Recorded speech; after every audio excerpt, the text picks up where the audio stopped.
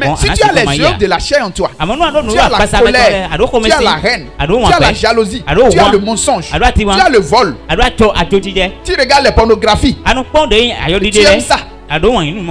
Et tu attends que Dieu fasse quoi de toi? Et tu dis que tu as l'assurance. Tu ne veux pas avoir l'assurance. Oh, la foi est une ferme assurance.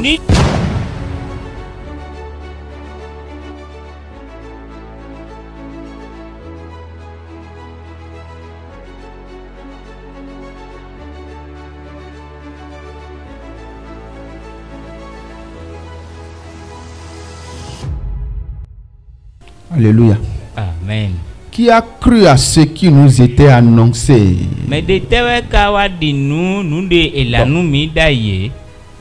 Croire à ce que Dieu a annoncé. Et qui a reconnu le bras de l'Éternel. Au fait, qui a vu la puissance de Dieu se manifester dans sa vie. Vous allez voir ici, c'est des questions. Si quelqu'un remplit ses conditions et il n'a pas vu le résultat, il n'a qu'à venir ici. Mais non, j'ai rempli les conditions dont Dieu a posées et moi je n'ai pas eu le résultat.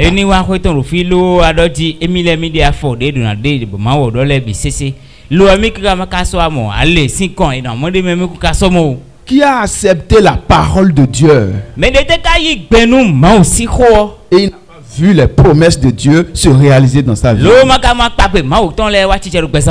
Et s'il y a quelqu'un qui a accepté la parole et les promesses de Dieu ne se sont pas réalisées dans sa vie,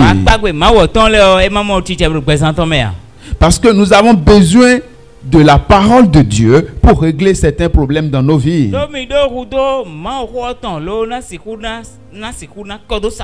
Les gens peuvent prier sans la parole, mais quand tu pries sans la parole, ta prière est vide. Les gens ont prié pendant des années, pourtant ils n'ont pas encore la vie de Dieu en eux. Ils n'ont même pas cru en Jésus.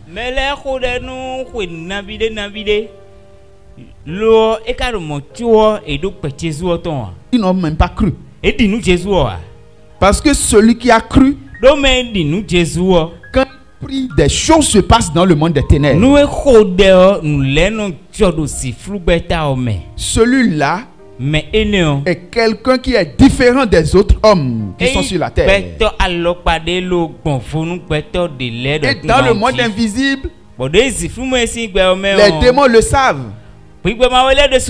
Dieu même le sait. Alléluia. Amen. C'est pour cela que vous allez voir, il y a certaines personnes dans le livre des Actes. Ils ont vu quelqu'un qui est possédé. Et ils ont dit: nous t'ordonnons, vous démons qui sont en train d'opérer ici, nous vous ordonnons, dans le nom de Jésus que Paul prêche. Et le démon a dit: tu sais qui est Paul? Je connais Jésus aussi. Mais vous, qui êtes-vous? Dans le règne de l'esprit. Dans le règne de l'esprit, on ne les reconnaît pas. Alléluia. Amen. Mais Dieu désire que chacun de ses enfants soit connu dans le règne de l'esprit. Mais qu'est-ce qu'il faut faire pour être reconnu dans le règne de l'esprit? C'est d'accepter la parole. Et quand on dit accepter la parole de Dieu, quand on dit la parole de Dieu est la foi, parce que nous disons, qu'est-ce que la foi?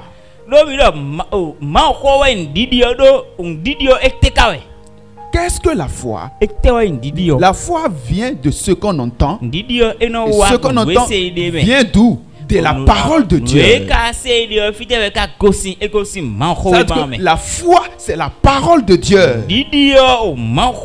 C'est pour cela, dans le livre des Proverbes, il dit: la crainte de l'Éternel est le commencement de la sagesse.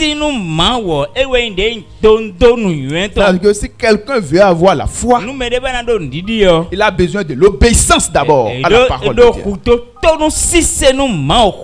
Les gens peuvent lire ce qui veut dire la foi. Telle personne a fait telle chose. Par la foi, tel homme de Dieu a fait telle chose. Par la foi. Et ce qui est dangereux même, beaucoup de personnes veulent imiter d'autres personnes. Telle personne avait fait telle chose. Mais on pense que la foi c'est une imagination. Non, la foi n'est pas une imagination.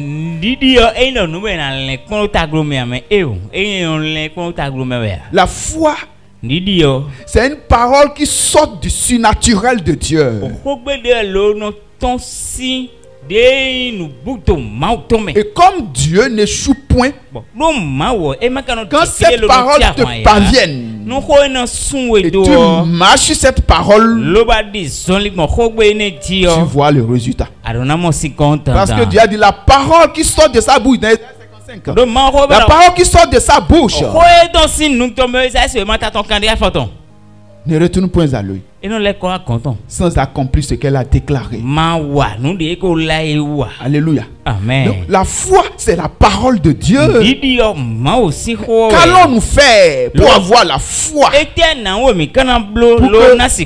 les problèmes de nos vies, les situations qui viennent nous affronter, nous pouvons les régler facilement. Qu'allons-nous faire pour avoir cette foi? Si on dit que la foi vient de ce qu'on entend, et dans Romains 10 verset 17, ce qu'on entend vient de la parole de Dieu. Alléluia. Amen. Ça veut dire que nous avons besoin de quoi pour avoir la parole? Pour avoir la foi plutôt. Nous avons besoin de la parole. Mais comment on entend la parole tous les jours? Parce que la parole reste dans l'intelligence. Beaucoup de personnes entendent la parole de Dieu. Beaucoup de personnes peuvent même citer des versets. Mais est-ce que cette parole les transforme? Alléluia. Amen. C'est la question cruciale. Est-ce que cette parole les transforme? Est-ce que cette parole pénètre les cœurs? Les transforme, change leur caractère. Si la parole ne les change pas, ça veut dire qu'ils n'ont pas la crainte de Dieu. Et ils ne peuvent pas avoir la foi. Lorsque la parole te transforme, ça veut dire que tu as la crainte de Dieu. Tu crains ce que Dieu dit. Et tu fais l'effort d'obéir à cette parole. Et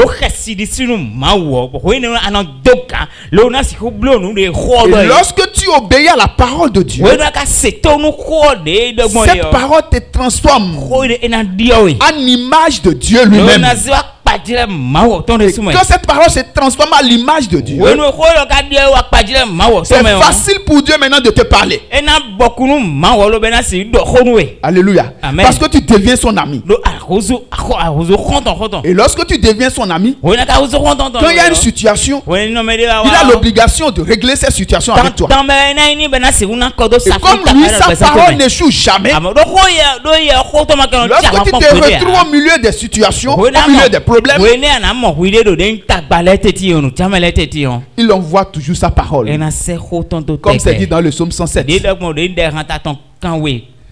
Psaume 107. Dans leur détresse, il envoya sa parole pour les délivrer. Alléluia. Amen. Dans leur détresse, il envoya sa parole pour les délivrer. Donc quand tu seras dans des situations, dans des problèmes, il va toujours envoyer sa parole.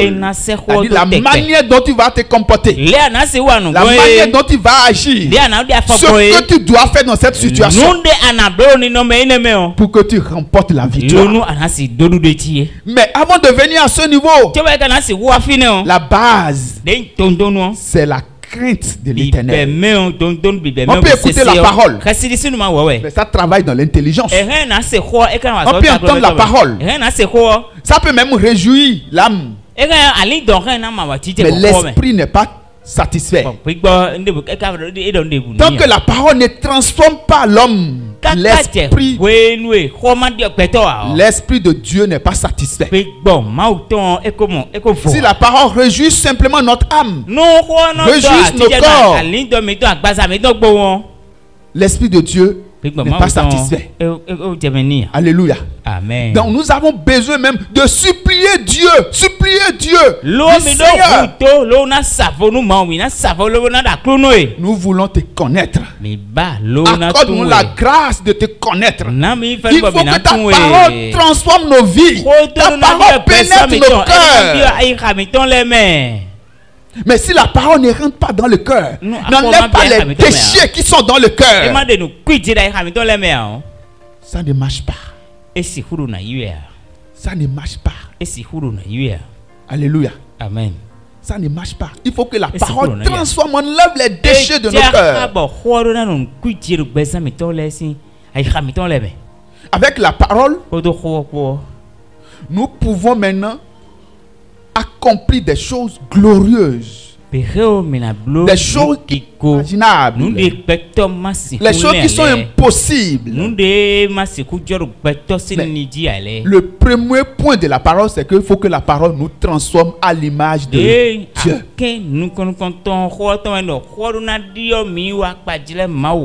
Si la parole ne nous transforme pas,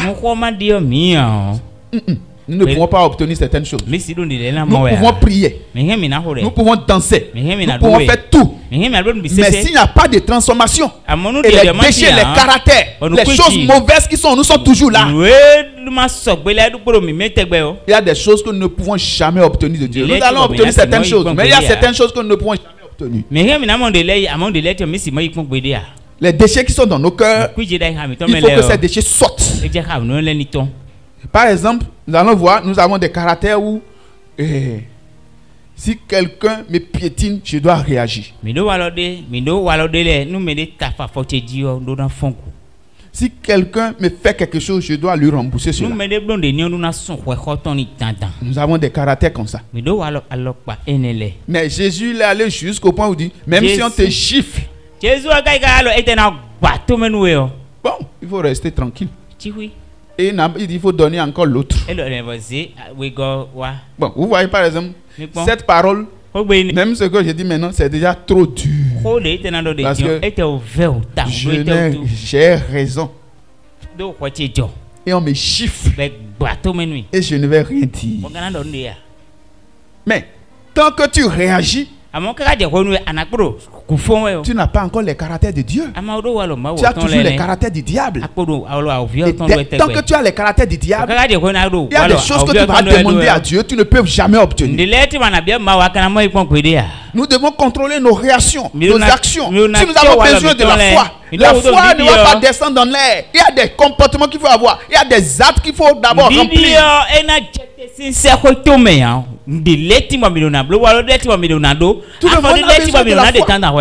Il y a la foi du diable, mais il y a la foi de Dieu aussi. Pour la foi du diable, on n'a pas besoin de se tracasser. Parce que nous avons déjà ces caractères. Il va te dire d'augmenter la méchanceté seulement. Et tu vas faire ces miracles. Mais chez Dieu, tout ce qui est déchet, tout ce que le diable a planté en nous,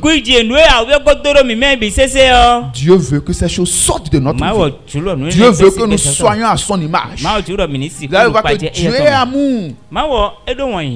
Dieu est amour. Même ceux qui l'insultent. Les hommes insultent Dieu. Même les enfants de Dieu même. Il y a des situations qui arrivent. Et ils commencent par accuser Dieu. Oh, Dieu est là. Même dans leurs prières. Des gens accusent Dieu dans leurs prières. Et nous avons cet exemple dans la Bible. D'ailleurs, quelqu'un est allé pour prier. Et il est en train de prier, il dit, Dieu, je ne suis pas comme ce méchant qui est à genoux là-bas. Devant Dieu, tu accuses encore.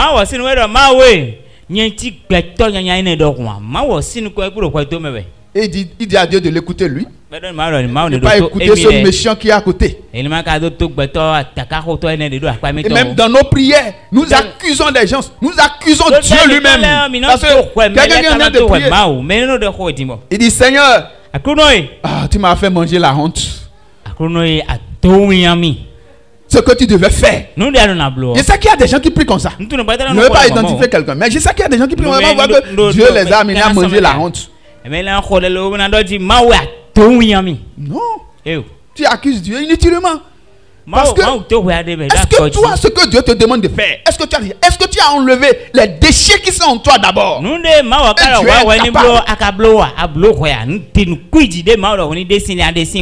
Vous allez voir dans Ésaïe 1. Il dit si vous êtes docile. Si vous êtes docile. Ésaïe 1, le verset 19. Alléluia. Si vous avez de la bonne volonté, très bien. Et si vous êtes docile, vous mangerez les meilleures productions du pays. Voilà. Si vous avez de la bonne volonté, la bonne volonté d'abord.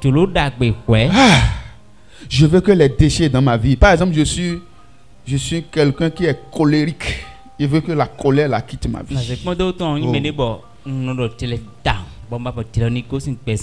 La haine. Gérer les gens. Il y a des gens, quand tu vois leur tête, ils ne te plaisent pas. Un jour, je parlais ici. Et il y a une dame qui m'a dit ça. Il y a une fille, quand elle voit la fille là, la fille ne l'a rien fait. Mais quand il voit la fille là, c'est comme si elle peut enlever sa tête. Sa tête ne la plaise pas. Mais elle a dit que vraiment, elle ne sait pas pourquoi c'est comme ça pour elle. Mais elle aime les autres. Mais la fille là, sa tête, la fille là travaille encore plus que les autres. Mais on ne va pas aimer sa tête. Parce que les liens qui sont derrière cette fille là vont te pousser toi à pécher aussi.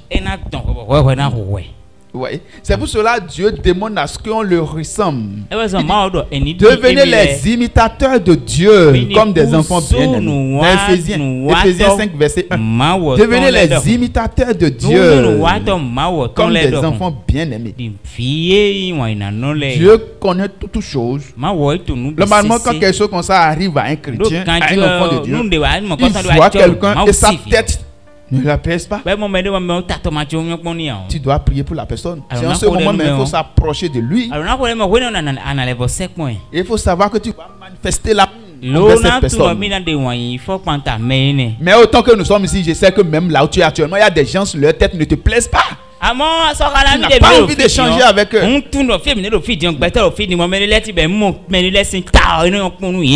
dans ta famille.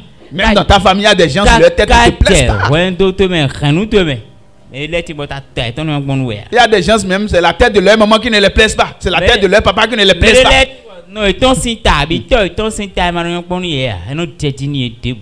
Et on pense qu'on a raison, tandis que le diable est en train de travailler. Le diable est en train de travailler. Pour avoir la foi dont Dieu désire pour nous, nous avons besoin d'une transformation. Une transformation. Une transformation. Pour que nous devenions comme Dieu lui-même. Une transformation à dire de tout ce qui est caractère mauvais, tout ce qui est mauvais en nous. Il faut que ces choses quittent notre vie. Mais pour que ça marche, la crainte de Dieu d'abord. Et Dieu dit, les œuvres de la chair sont contraires à ceux de l'esprit. Galates 5. La crainte de Dieu d'abord. Les œuvres de la chair sont contraires à ceux de l'esprit. Voilà que pour régler les choses, il faut que tu aies les œuvres de l'esprit, non les œuvres de la chair. Les situations, les problèmes Mais pour que tu aies les œuvres de l'esprit, voilà que les deux ne peuvent pas rester ensemble. Soit les œuvres de la chair vont disparaître et tu auras les œuvres de l'esprit. Soit tu as les œuvres de la chair et tu n'auras plus les œuvres de l'esprit. Alléluia. Amen. Et les œuvres de la chair, l'apôtre Paul a commencé par citer. Dans Galates 5 à partir du verset 19. La colère par exemple. Les querelles. Les discussions. Bon, là où tu es maintenant, est-ce qu'il y a des querelles dans ta vie? Est-ce qu'il y a des discussions? Est-ce qu'il y a des malcompréhensions? Est-ce que tu insultes les gens? Est-ce que ça ne reste jamais sur toi? Ça ne peut pas rester sur toi, c'est que toi, on t'a gagné. Non. Tu dois toujours montrer que toi qui gagne toujours. Tu gagnes tout le monde. Mais quand on va venir dans le règne de l'esprit, tu vas voir que tu es celui qui est le dernier. Parce que si tu es premier dans les œuvres à l'accomplissement des œuvres de la chair, tu seras le dernier dans l'accomplissement des œuvres de l'esprit. Parce que celui qui se lève sera rabaissé. Celui qui s'abaisse sera élevé. Alléluia.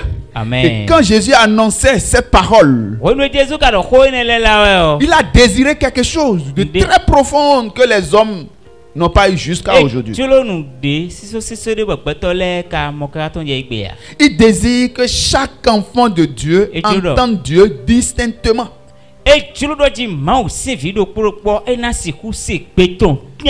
C'est ça qui va nous amener à manifester la foi de Dieu lui-même. Parce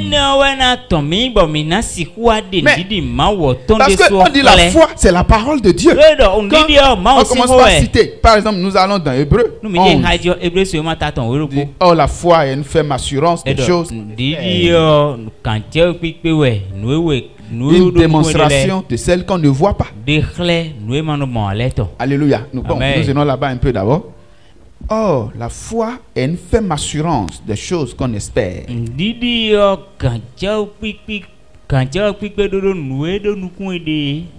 Une démonstration de celle qu'on ne voit pas. Alléluia. Amen. Et au verset 2, bon, on dit une ferme, d'abord le verset 1, une ferme assurance des choses qu'on espère. C'est-à-dire une ferme assurance que Dieu ne choue jamais. Mais il faut remplir des conditions pour être dans l'état là. Si tu ne remplis pas certaines conditions, tu ne peux jamais avoir l'assurance là. Si par exemple, si tu as les œuvres de la chair en toi, tu ne peux jamais avoir l'assurance là. Ce n'est pas possible. Parce que deux œuvres ne peuvent pas être en toi. Soit tu es pour l'esprit, soit tu es pour la chair. Une démonstration de celle qu'on ne voit pas. Au fait, quand tu as l'assurance que Dieu ne choue jamais, c'est facile pour toi de te baser sur cette assurance pour démontrer ce qui n'existe même pas encore. Et tu sais que ça doit venir.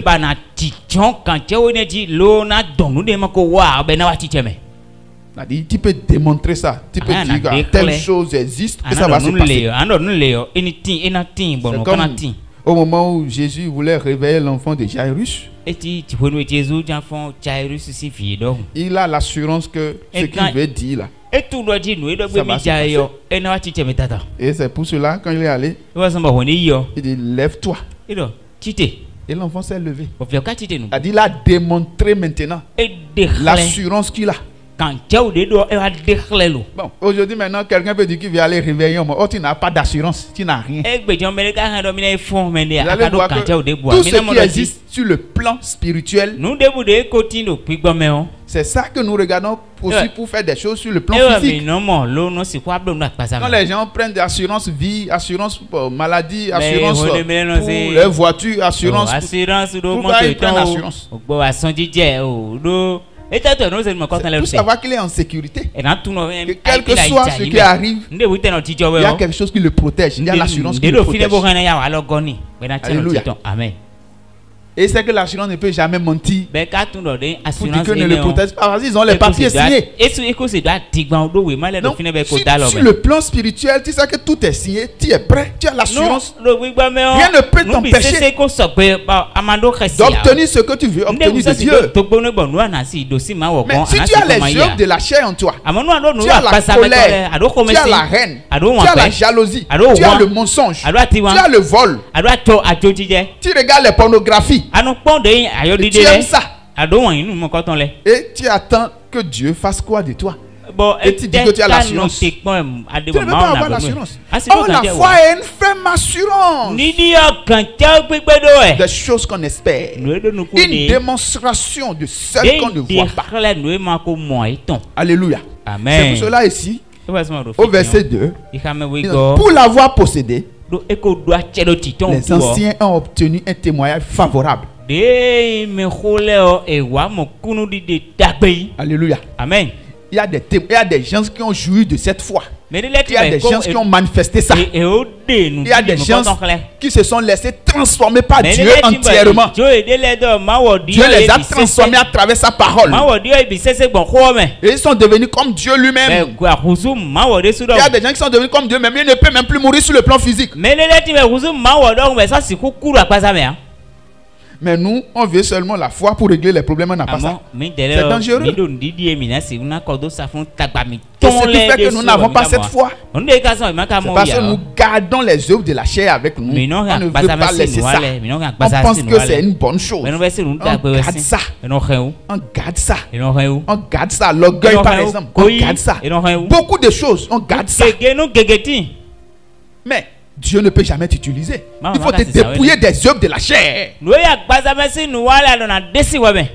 Au verset 3 ici, il dit: c'est par la foi que nous reconnaissons que le monde a été formé par la parole de Dieu, en sorte que ce qu'on voit n'a pas été fait de choses visibles. Bon,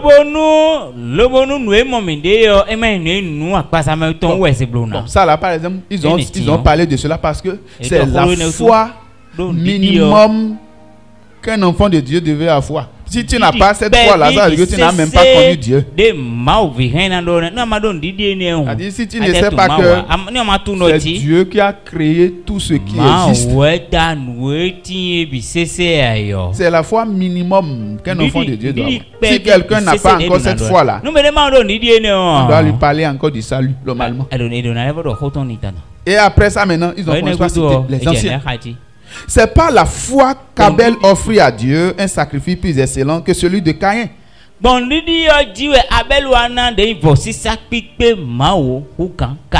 Parce que si quelqu'un n'a même pas la foi, il ne peut même pas payer ses dîmes. Parce que c'est la foi qu'il faut avant de payer la dîme. Non, tu vas faire des calculs. Le diable va t'amener à faire des calculs. Oh, le diable veut t'appauvrir. Il sait que tant que tu ne paies pas ta dîme, tu vas souffrir. Pour avoir l'argent, ça serait difficile. Non, c'est pas la foi qu'Abel offrit à Dieu un sacrifice plus excellent que celui de Caïn.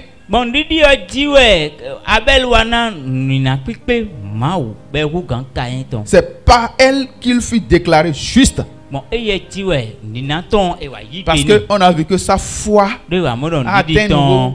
Il peut même donner tout ce qu'il a. Il sait que Dieu qui a créé toutes choses là, il est capable de les nourrir. Il est capable de lui donner au-delà de son imagination. Alléluia. Amen. Dieu approuvant ses offrandes, et c'est par elle qu'il parle encore quoique mort.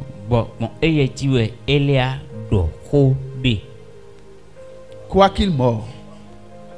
C'est-à-dire dans la mort, même quand il était mort, quoique mort. Il parle encore. Abel continue de parler quoique mort. Parce que son sang crie jusqu'à Dieu. En fait, son sang réclame justice. Alléluia. Amen. Samson réclame justice. C'est par la foi qu'Enoch fut enlevé pour qu'il ne vit point la mort. Voilà. Par la foi, il a été enlevé. Il n'a pas connu la mort. Parce que la parole de Dieu l'a transformé jusqu'au point où la terre ne peut plus le manger. Dieu est obligé de l'enlever. Est-ce que tu as été à l'enterrement d'un Dieu une fois? On veut enterrer Dieu. On n'enterre pas Dieu. Quelqu'un qui s'est laissé transformer, qu'il est devenu comme Dieu, Dieu est obligé de l'enlever. On ne peut pas l'enterrer. On ne peut pas l'enterrer. Parce qu'il n'a pas les œuvres de la chair. C'est les œuvres de la chair que la terre réclame. Et on enterre quoi.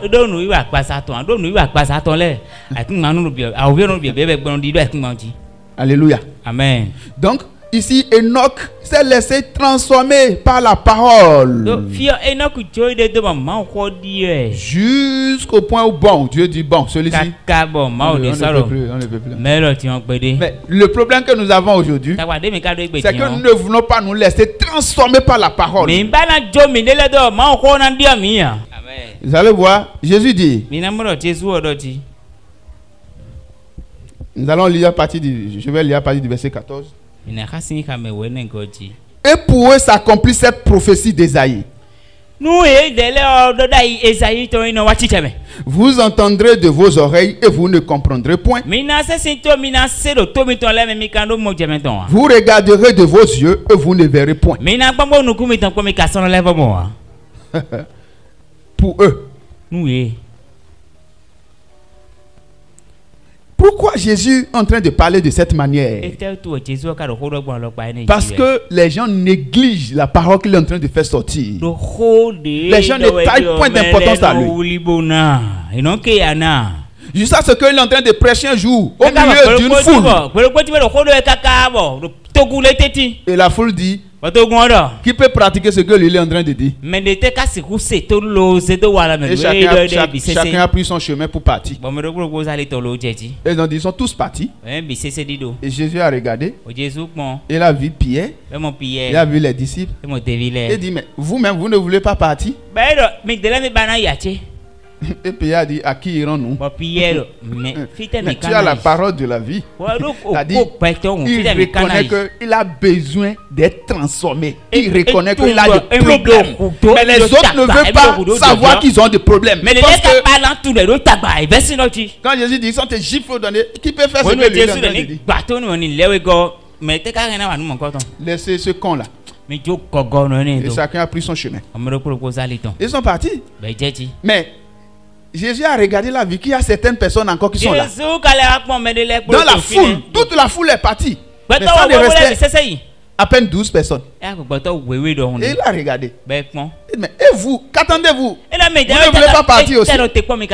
Voilà que ce que je dis est dur. Et Pierre a dit, Maître, à qui irons-nous? C'est la parole de la vie. Il vaut mieux accepter la parole de la vie pour vivre. N'aimez point le monde, ni les choses qui sont dans le monde. Les hommes veulent toujours aimer le monde. Si quelqu'un aime le monde, l'amour du Père n'est point. Mais le monde passe avec sa convoitise. Mais celui qui fait la volonté de Dieu demeure éternellement. Quel type de volonté toi tu veux faire? Tu veux faire les volontés de la chair? Tu veux vivre selon le monde? Tu veux accomplir les actes du monde? Tu veux accomplir les actes de Dieu? Qu'est-ce que tu veux accomplir dans ta vie?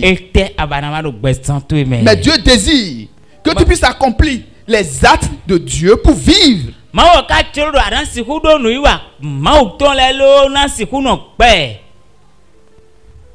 Ce n'est pas de la vie. Ce n'est pas la vie physique que nous voyons seulement. Il y a cette vie. Et il y a la vie surnaturelle aussi. De Dieu, dans le règne de Dieu. Mais ici, ce qu'il dit, ce que Jésus est en train de dire, vous entendrez de vos oreilles et vous ne comprendrez point. Quand on entend dans l'oreille physique, il faut que l'oreille spirituelle aussi accepte. Tout ce que nous avons physiquement, notre esprit aussi a ça. Les gens pensent que bon, c'est le corps, c'est fini. Ton esprit aussi a tout ce que tu as physiquement. La tête, la bouche, l'oreille.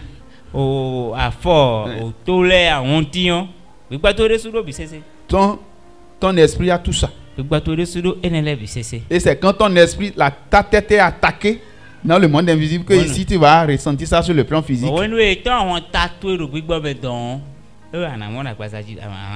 Si on attaque ton corps dans le monde invisible, tu vas sentir ça sur le corps physique ici.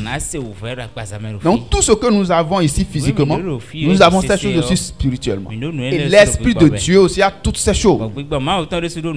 L'Esprit de Dieu possède toutes choses aussi. C'est pour cela que l'Esprit de Dieu peut venir demeurer en nous. L'Esprit de Dieu peut venir demeurer en nous. Alléluia. Amen. Donc Dieu veut que si nous entendons, que ça ne soit pas on entend simplement et ça passe. C'est pour cela ici vous allez voir, Jésus a parlé de ces choses après qu'il a parlé de la parole du semeur. La parole qu'il est en train de semer. Alléluia. Amen. Le verset 15 dit, car le cœur de ce peuple est devenu insensible.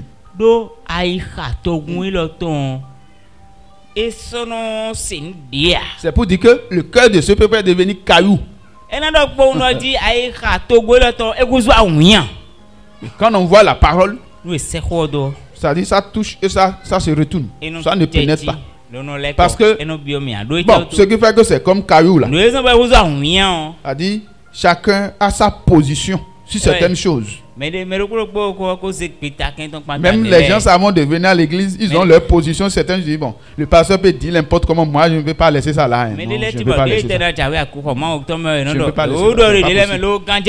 Même il y a des gens qui disent, les gens peuvent même dire pasteur, il faut, ce côté là, il faut laisser ça. Si c'est avec mon mari là, il faut laisser ça. Je ne peux pas lui pardonner ça. Ce côté-là, il faut laisser ça. Il faut dire autre chose. Ouais. Quand c'est comme ça pour toi déjà, si on dit que ton cœur est devenu comme caillou, si jamais ton cœur devient comme caillou, quand est-ce que tu auras la foi pour déplacer les montagnes, pour déplacer les obstacles sur ton chemin? La foi, on n'a pas dit la foi, c'est la parole des hommes. La foi vient de ce qu'on entend. Et ce qu'on entend vient de la parole de Dieu. La foi, c'est la parole de Dieu.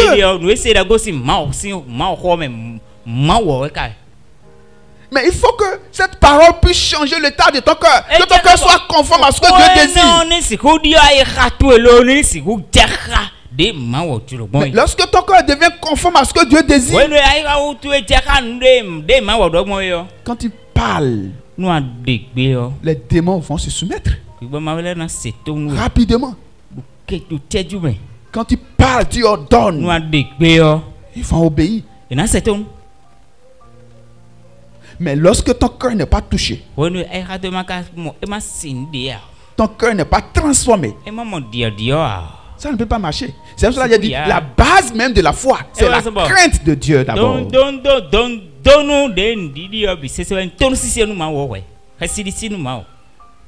Vous allez voir, ici Jésus dit au verset 15, ils ont endurci leurs oreilles et ils ont fermé les yeux. Et si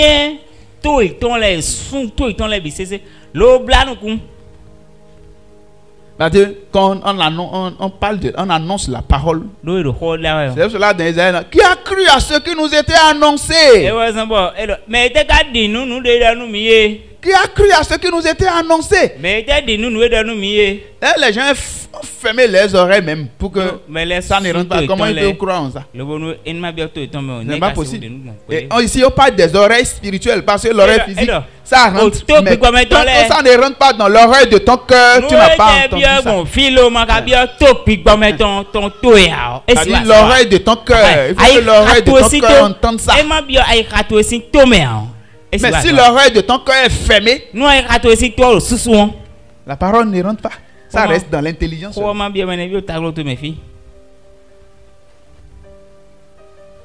Ouvre l'oreille de ton cœur. Dis à celui qui est autour de toi, ouvre les oreilles de ton cœur. Pour que la parole puisse rentrer dans les oreilles de ton cœur.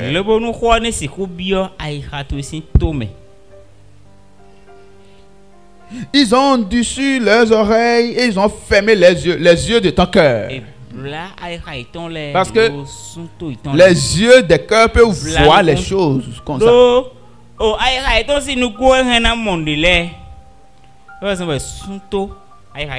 Voir la parole quoi. Parce que quand l'oreille entend, on peut regarder pour voir. Mais si on ne laisse pas l'oreille pour que l'oreille entende, on ne peut pas regarder pour voir s'il y a quelque chose. Tu n'entends rien. Est-ce que tu peux savoir s'il y a quelque chose? Mais lorsqu'on laisse l'oreille, et la parole de Dieu est fredonnée dans l'oreille. Et là, il y a des gens, ils dorment par exemple, on les donne des versets, ils se réveillent, qu'est-ce qu'ils font? Ils courent pour ouvrir la Bible. Et regarde, qu'est-ce que Dieu est en train de me dire? Bon, ça c'est un niveau très bas. C'est un niveau très bas en Dieu. Bon, on dit c'est bas, les gens peuvent penser. Mais il y a des gens qui n'ont même pas ce niveau. Ils n'entendent rien du tout. Les oreilles, tout est dit. Même ils dorment, ils rêvent, ils ne rêvent pas, ils ne savent pas. Même quand ils dorment, ils ne rêvent pas, il faut demander la diligence. Quelqu'un qui fait un mois sans rêver, il doit faire la diligence.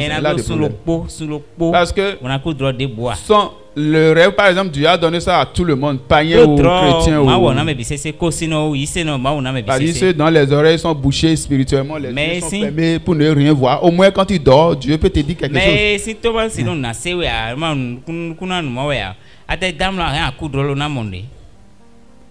Mais si tu fais un mois sans faire de rêve,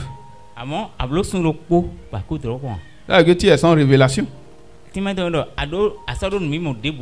Sans révélation, le peuple est sans frein.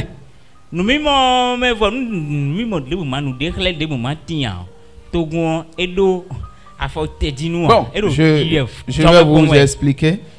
Peut-être quand je dis sans révélation, le peuple est sans frein, les gens peuvent ne pas comprendre. Je vais expliquer un peu. C'est Dieu qui a dit ça, mais je vais vous donner un exemple. Là où, autant que nous sommes ici, c'est que nous tous, nous voyageons, nous faisons des voyages. Mais demain maintenant, des gens iront au service, ils vont aller travailler. Mais si la nuit tu dors, et tu fais un rêve, et c'est que tu es en train d'aller au service, et tu as fait accident, et tu es mort. Je pense que si tu te réveilles, le service là, tu vas réfléchir avant de partir. Ou bien, si tu te réveilles, tu vas prendre ta moto, tu vas courir pour partir.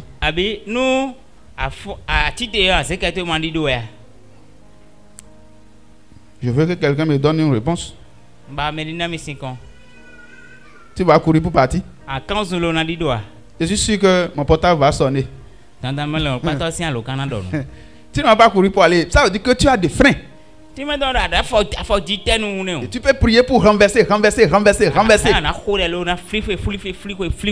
Mais si tu ne vois rien, et c'est quand l'accident se passe, que tu vois que tu as fait accident.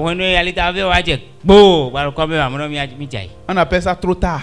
Ça veut dire que tu es sans frein. Tu n'as pas de frein.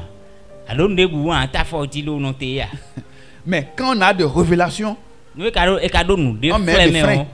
C'est-à-dire, Dieu t'avertit et tu appuies, tu ne cours plus en désordre. C'est pour cela ici, ce que Jésus est en train de nous dire, il faut qu'on dépasse encore le niveau des rêves. La foi même, c'est ce que... Vous allez voir des gens, ils ont eu la sagesse de Dieu jusqu'au point où même s'ils savent que s'ils sortent, il y aura accident là, les autres ne vont pas sortir parce que l'Esprit de Dieu les avertit.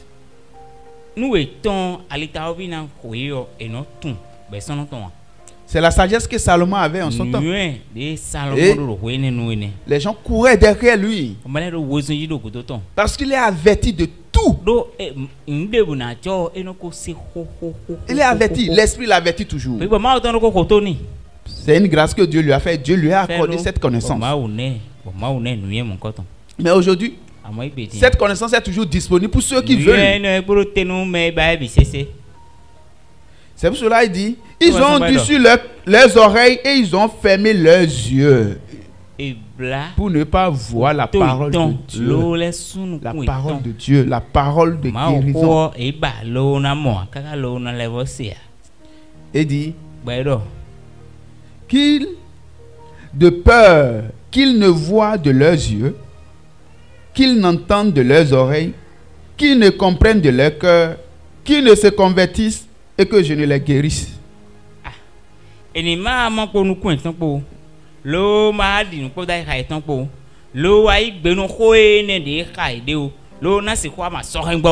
Bon, guéri dont on parle ici, c'est sur tous les plans. Hein. Il y a une situation, il y a un problème. C'est comme une maladie. Mais pour que tu sois guéri là, il faut que tu sois touché par la parole.